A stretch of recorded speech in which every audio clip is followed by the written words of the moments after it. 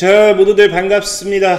강태공입니다. 자, 금일은 IBM이 이제 또 뉴스가 나온 게 이제 양자 컴퓨터 관련된 이제 C 언어를 도입한다. 뭐 이런 뉴스도 나오기 시작했고요. 그러다 보니까 정말로 어찌 보면은 이 양자 컴퓨터의 상용화는 정말 이제 1년도 남지 않지 않았을까. 우리들 얘기하지만 이제 양자 컴퓨터 상용화 기대감이 다가오면 다가올수록 양자 컴퓨터 관련되어 있는 섹터 주가들 강한 상승 랠리가 나오잖아요.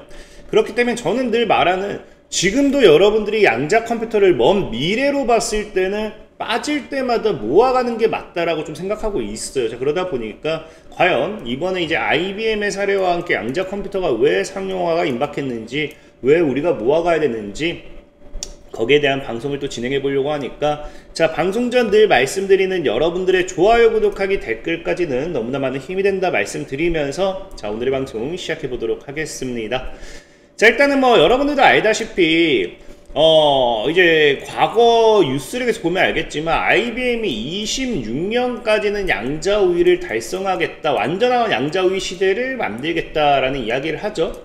양자 우위란 거 말 그대로 슈퍼컴퓨터보다 이제 양자가 더 앞선다, 그거를 이제 증명한다라는 거고, 자, 중요한 거는 뭐 그러다 보니까 IBM이 원래 사실상은 언제 2029년도 완전한 상용화에 대한 기대감을 이야기했습니다. 그러다 보니 사실상 상용화까지 본다라고 하면 2029년이다 볼 수 있긴 하지만, 우리가 통상 이제 어느 정도 상용화에 대한 준비, 상용화에 대한 이런 것들이 어느 정도 이제 다 완성됐다라고 보는 단계가, 양자 우위가 완벽하게 이제 입증이 되는 시대가 오기 시작한다라고 하면 그때부터는 어느 정도 상용화 단계다라고 이제 시장에서 바라보기 시작을 해요. 자, 어쨌든 중요한 거는, 자, IBM 같은 경우가 지금 최근에 지속적으로 보면은 2026년도에 양자 우위 시대를 달성하겠다라고 말을 하고 있는데, 이게 무엇을 통해서 이야기하느냐 본다라고 하면은 이제 고성능 컴퓨팅, 즉 슈퍼컴퓨터 간에 이제 협력을 해가지고 양자 컴퓨터로서의 양자 우위 시대를 달성하겠다. 즉 우리가 이제 알고 있는 과거 이게 그 무슨 뭐와 똑같아요. 이제 과거에 엔비디아가 보면은 이제 양자 컴퓨터가 이제 변곡점에 도달했다라고 하면서 이 뭐다, 슈퍼컴퓨터와 함께 이제 양자 컴퓨터를 활용한 이런 것들, 양자 우위 이런 것들이 뭐 그런 부분에 대한 이야기가 지속적으로 나왔었잖아요. 자, 그러다 보니까 사실 원래 지금 시장에서는 완전한 순수 양자 컴퓨터는 원래도 상용화가 좀 어려운 부분은 있어요. 그러다 보니 사실 지금 시장에서는 뭐 엔비디아 뿐만 아니라 방금 얘기했다시피 IBM 뿐만 아니라 여러분들 알고 있는 구글 같은 경우도 뭐합니까? 구글 같은 경우도 하이브리드, 그 다음에 이제 마이크로소프트 같은 경우도 보면 알겠지만 하이브리드 관련되어 있는 그 양자 컴퓨팅 관련되어 있는 이야기를 하죠. 그러니까 시장은 지금 당장 다이렉트 순수 양자 컴퓨터는 힘들다, 상용화는 힘들다라는 입장이에요. 이게 과거에 우리가 좀 쉽게 생각해 보면은 전기차 이제 하이브리드와 비슷한 느낌이겠죠. 실질적으로 이제 전기차 관련되어 있는 기술이 어느 정도 발전했음에도 배터리 기술이라든지 뭐 인프라적인 부분이라든지 뭐 충전 인프라 이런 것들이 따라오지 못하다 보니까 이 전기차 자체의 성능, 그러니까 핵심 기술이라든지 아니면 제어 기술, 소프트웨어, 하드웨어 등 이런 모든 전기차 관련되는 기술을 어디에다 적용해서 이제 진행했느냐? 하이브리드 전기차를 통해서 그거를 이제 뭐했다? 기술을 확인하고 기술 기반을 쌓아가지고 그게 지금 뭐로 연결됩니까? 순수 전기차 2차 전지로 연계가 되는 거였죠. 그것처럼 지금 당장 우리 이제 전 세계적인 양자 컴퓨터 같은 경우도 순수 순수 양자 컴퓨터로 가는 이 과정에는 뭐가 필요하다? 하이브리드 관련된 이 과정이 필요하다라는 거거든요. 그래서 이를 통해 가지고 지금 뭐 한다 했습니까? 26년까지 보통 지금은 양자 우위를 달성하겠다라고 이야기를 했는데, 지금 오늘 또 이제 이야기가 나온 게 뭐냐고 하면, 제가 왜 또 상용화에 대한 이야기를 하느냐, 이제 IBM에게서 본격적으로 뭐 하기 시작합니까? 7월 6일자 기사죠. 오늘 나온 건 아니고 7월 6일자 기사인데, IBM이 지금 보면은 이제 양자 프로그래밍 관련해서 이 언어로서 파이썬을 이어서 파이썬이 아닌 이제 C 언어도 지원하겠다라는 거거든요. 그러니까 지금 기존에는 이제 파이썬 기반이었죠. 기존에는 이제 제가 뒤에도 이제 설명드리겠지만 왜 파이썬을 사용했는지, 그럼 C 언어에 대한 이런 도입, 이게 무슨 의미인지 설명드리겠지만, 기존에는 이제 파이썬 기반이었어요. 근데 이제 뭐 하겠다? 이 C 언어 프로그래밍도 이제 도입을 해가지고 앞으로 C 언어만으로도 뭐 한다? 양자 회로를 만들 수 있게 된다라는 거거든요. 그래서 기본 양자 연산을 C 언어 코드로 직접 작성할 수 있게 되는데, 이게 왜 앞으로에 있어서 상용화에 더 한 발짝 나아가는 이 진전이냐? 왜 상용화 기대감이 또 생기느냐를 본다라고 하면은, 자, C 언어 자체가 지금 초기에는 보통 양자 컴퓨터 개발 과정에서 대다수의 기업들이 뭘 사용한다? 아까 얘기했던 파이썬을 통해서 연구자들이나 엔지니어들이 이 선호하는 이제 프로그래밍 언어로 자리가 잡았어요. 그래서 파이썬 같은 경우는 가장 중요한 게 뭐냐? 속도입니다, 속도. 그래서 간결하고 직관적인 문법은 복잡한 양자료를 단 몇 줄의 코드로 설계하고 테스트할 수 있게 되죠. 그래서 C 언어 파이썬 같은 경우는 뭐 5줄, 10줄 정도의 코드라고 하면은, C 언어 같은 경우는 수십 줄의 코드와 복잡한 메모리, 그러니까 그냥 쉽게 설명하면 당연하게 이런 것들이 시간을 더 잡아먹는 과정이 되는 거예요. 그래서 기존에는 뭐였다? 기존에는 이제 뭐 IBM이라든지 구글, 마이크로소프트, 아마존 같은 주요 빅테크 기업들 같은 경우도 파이썬을 중심으로 양자 컴퓨터 관련되어 있는 프레임워크라든지 이런 것들이 진행이 되었는데, 중요한 건 뭐다? 이제 C 언어를 도입을 IBM이 하겠다잖아요. 왜 이게 도입을 하느냐? 자, 보면 알겠지만 기존에는 이제 이 파이썬을 가지고서 진행을 해도 괜찮았던 이유가 뭐 때문이다? 양자 컴퓨터 개발 초기에는 이제 성능 최적화라든지 실시간 제어라든지 알고리즘 개발과 시뮬레이션, 이런 논문 검증, 그러니까 이런 사실 논문 검증 이런 부분이 주요 목적이었어요. 그래서 성능 최적화 실시간 제어보다는 이제 알고리즘도 개발하고 시뮬레이션 논문 검증하고 뭔가 속도적으로 치고 가야 되는 부분. 근데 이제는 뭐예요? 양자 컴퓨터가 이제 실제 하드웨어 중심의 뭐로 전환되기 시작한다? 상용화 단계를 이제 접어들기 시작한다는 거예요. 그러니까 시장에서도 지금 보는 게 뭐냐고 하면은, IBM 입장에서도 이제는 양자 컴퓨터가 어느 정도 상용화 단계로 접어들어야 되는 과정이기 때문에 파이썬만 가지고서는 어렵다라는 겁니다.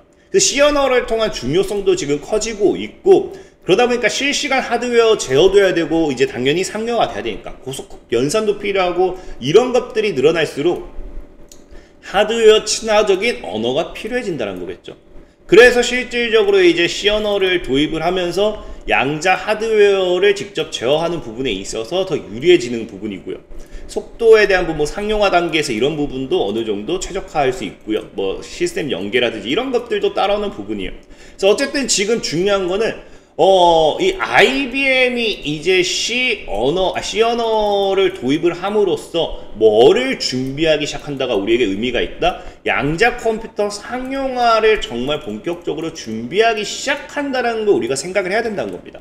실질적으로 과거에도 이 보도자료를 찾아본다라고 하면 IBM의 이제 인터뷰, 본인들은 29년도를 이제 예상하고 있지만 29년도 예상도 그냥 여유롭게 29년이에요. 본인들이 공격적인 투자라든지 이런 것들 하는 만큼 그것보다 더 빨라질 것으로 기대한다라고도 이야기했기 때문에 정말 이런 상용화에 대한 이 기대가 제가 봤을 때는 점차 살아나는 시발점이 된다 생각하고 있어요. 특히나 지금 이제 이 타이밍이 너무나도 또 좋은 게, 좋다라고 해야 돼. 타이밍이 또 너무나 맞아떨어진 게 뭐냐고 하면은, 지금 보면은 이 7월달 또 뉴스죠. 마이크로소프트가 또 2023년도 이후 최대 규모로 9,000명 감원을 이제 또 진행해요. 구조조정을 또 나섰죠. 그러다 보니까 많은 분들이 착각하는 게, 구조조정이다라고 하니까 이거 기업 진짜 지금 많이 힘든가 보구나, 매출도 안 나오는 부분 보다 라고 생각하는 분들도 많아요. 근데 마이크로소프트의 실질적인 실적을 보면 알겠지만 매출은 꾸준하게 증가하고 있습니다.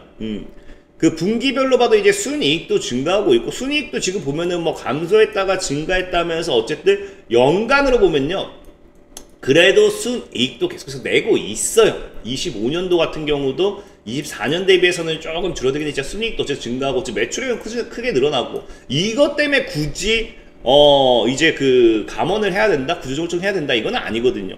그래서 시장에서도 보는 게, 마이크로소프트의 이런 구조조정이 실적 때문이다 할 수는 없다라고 보고 있는 게 사실입니다. 왜? 물론 이제 아까 얘기했던 것처럼 순이익 증가율, 이런 게 증가율, 증가는 한다라는 겁니다. 보다시피 증가율이 줄어드는 거지 순이익이 줄어드는 게 아니니까.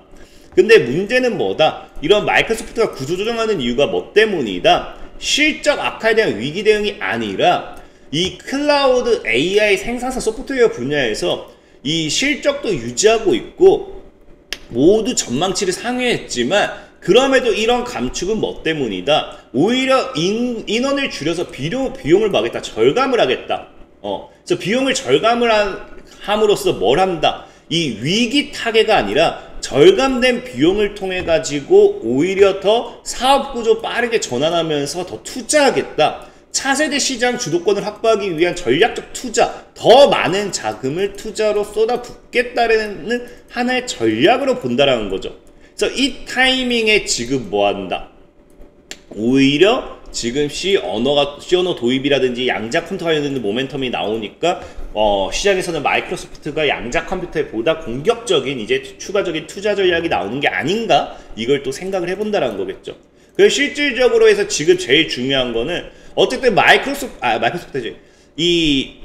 지금 이 마이크로소프트 같은 경우도 이런 양자 컴퓨터로 이제 추가적인 투자를 진행하고 있고, IBM 같은 경우도 지금 시장에서 뭐가 나온다? C 언어 도입이라는 이런 뉴스가 나오면서 지금 뭐가 되기 시작한다? 오히려 지금 이런 공격적인 행보.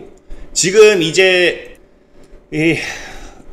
마이크로소프트 같은 경우도 이런 이제 하드웨어, 소프트웨어 최적화도구 그 통합의 하나의 패키지로 제공하는 전략으로서 지금 뭐 한다? 투자 모멘텀이 나오기 시작했잖아요.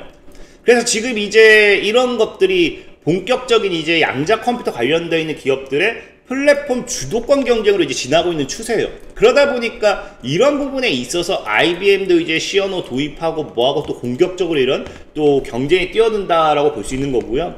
그러다 보니까 이제 나머지 이런 업계 결국 이런 것들이 앞으로는 이 상용화 속도의 기술적 진입 장벽을 결정짓는 핵심 요소가 될 거기 때문에 지금 마이크로소프트 같은 경우도 이런 식으로 지금 계속해서 진행하는 부분이고, IBM도 이번에 뭐 C 언어 도입하면서 뭐 이런 또 이슈, 뭐 상용화 이슈 나오는 부분이고, 그럼 추가적으로 앞으로 구글이라든지 뭐 다양한 이 양자 컴퓨터 기업들도 뭐 할 수밖에 없다. 이런 공격적인 하나의 또 플랫폼 주도권 경쟁으로서 뛰어들게 되면서 또 추가적인 지속적인 투자 모멘텀이 시장에 나올 수밖에 없다. 그 부분을 생각해 본다라고 하면은 이번 IBM의 이제 IBM의 C 언어 도입을 우리가 그냥 너무 쉽게만 볼 건 아니다. 분명히 이런 것들이 벌써부터 하나하나의 이제 상용화 단계에 접어들면서 나오는 하나의 투자 전략이지 않을까 좀 생각해 봤을 때는 정말 상용화도 머지 않았다. 이런 부분을 생각해 보시면 좋을 것 같습니다.